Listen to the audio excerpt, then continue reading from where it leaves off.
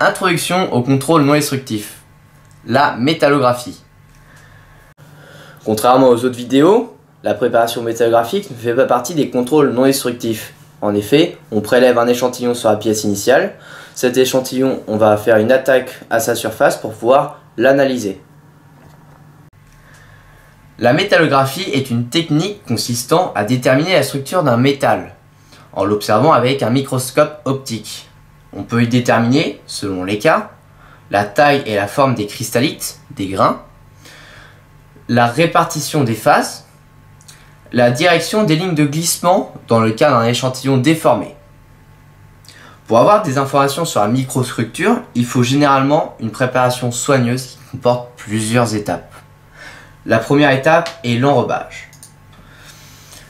Les éléments nécessaires pour réaliser l'enrobage. Nous avons besoin de 2 pots, on va déposer 2 échantillons, d'une cuillère, d'une touillette, d'un bécher, du vercocite liquide ainsi que du vercocite en poudre. Première étape, on prend le vercocite en poudre. On va verser 2 doses.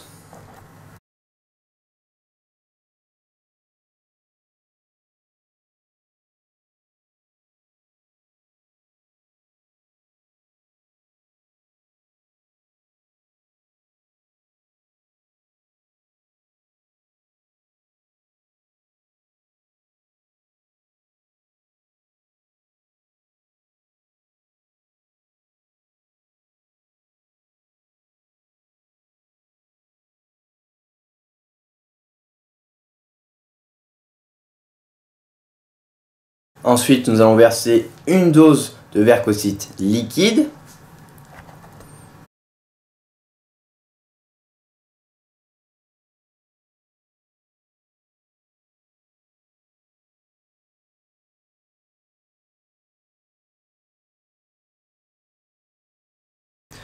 Et après, on va touiller énergiquement et il va se produire une réaction chimique qui va faire que ça va se durcir. Donc au début, on va avoir une forme plutôt pâteuse qui va se durcir au fur et à mesure. On va ensuite après placer les 2 échantillons dans les 2 petits pots que vous voyez au fond de la table et y verser le produit chimique. Donc là voilà, il faut bien touiller pour que la poudre soit bien en contact avec le liquide.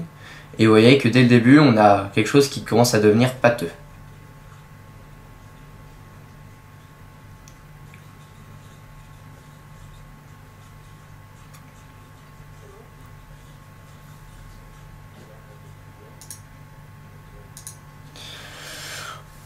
Une fois que les 2 échantillons sont placés dans les pots et que nous avons versé le produit chimique, le mélange entre le vercocite liquide et le vercocite en poudre, la réaction chimique va se faire. C'est donc une réaction de polymérisation. Ça va se durcir, ça va emprisonner les échantillons à l'intérieur des pièces pour avoir au final un échantillon dans une structure solide qui sera plus simple pour les manipulations à suivre. Nous allons donc ensuite polir l'échantillon grâce à une tourelle de polissage. Donc on met de l'eau pour éviter que la friction crée trop d'échauffement, ce qui pourrait abîmer la pièce, en tout cas la surface. On fait ça ainsi de suite, du papier le plus gros au plus petit, pour être de plus en plus précis.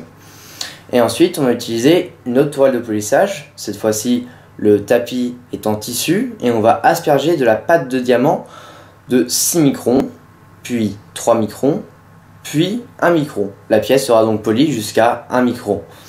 Donc le jaune c'est pour le 6 microns. Ensuite on va avoir le vert qui est pour le 3 microns. Et au final le rouge pour 1 micron. La pièce est maintenant polie jusqu'à 1 micron. On va pouvoir attaquer l'attaque métallographique.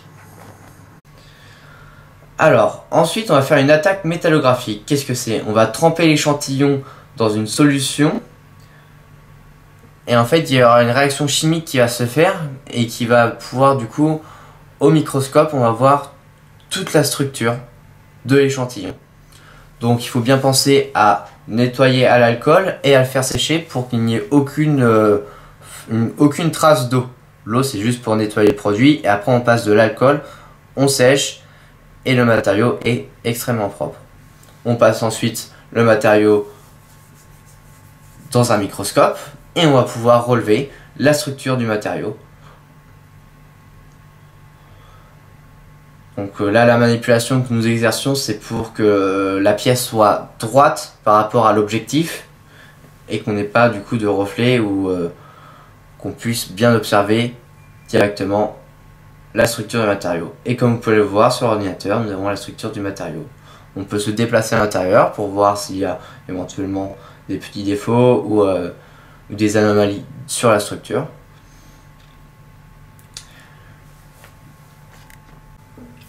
Merci d'avoir regardé cette vidéo, j'espère qu'elle vous aura plu et qu'on vous a appris des choses.